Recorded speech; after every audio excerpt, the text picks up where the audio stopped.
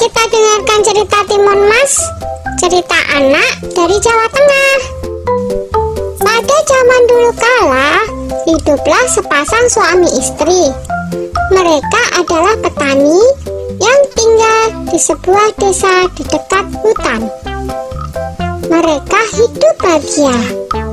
Sayangnya, mereka belum dikaruniai seorang anak. Setiap hari mereka berdoa kepada Yang Maha Kuasa agar segera dikaruniai seorang anak. Suatu hari, seorang raksasa melewati tempat tinggal mereka. Raksasa itu kemudian memberi sebuah biji mentimun. Tanamlah biji ini, nanti kau akan mendapatkan seorang anak perempuan, kata raksasa. Terima kasih raksasa, kata suami istri itu. Tetapi ada syaratnya. Pada saat usianya 17 tahun, kalian harus serahkan anak itu kepadaku, saut raksasa. Tanpa pikir panjang, mereka segera menerima biji itu dan menyetujuinya. Suami istri itu kemudian menanam biji mentimun itu. Setiap hari mereka merawatnya dengan baik. Beberapa bulan kemudian tumbuhlah sebuah mentimun yang berwarna keemasan. Buah mentimun itu semakin lama semakin besar dan berat.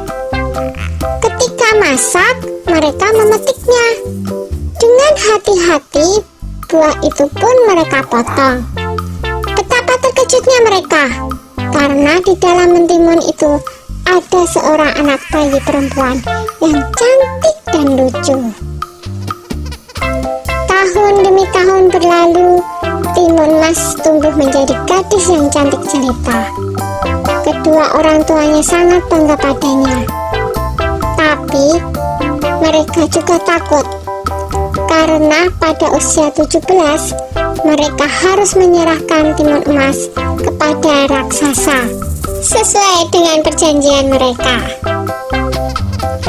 Ketika Timun Emas berumur 17 tahun, si raksasa datang.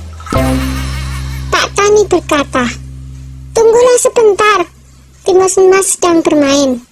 Istriku akan memanggilnya." Lalu ia segera menemui anaknya. "Anakku, ambillah ini," kata Pak Tani sambil menyerahkan sebuah kantong kain. "Ini akan menolongmu melawan si raksasa.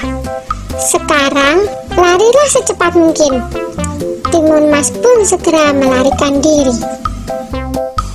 Raksasa segera berlari mengejar Timun Mas. Raksasa semakin dekat. Timun Mas segera mengambil segenggam garam dari kantong kainnya. Lalu, garam itu ditaburkannya ke arah raksasa. Tiba-tiba, muncullah sebuah laut di depan raksasa.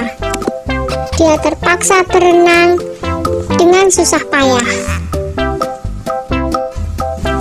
Timun Mas berlari lagi, tapi kemudian raksasa berhasil mendekatinya.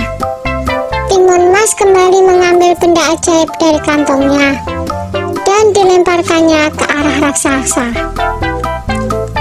Seketika muncullah pohon dengan ranting dan duri-duri tajam menghalangi si raksasa. Raksasa berteriak kesakitan. Tapi raksasa itu sungguh kuat dan terus mengejar Timun Mas. Maka Timun Mas pun mengeluarkan benda ajaibnya yang ketiga. Ia menebarkan biji-biji mentimun ajaib.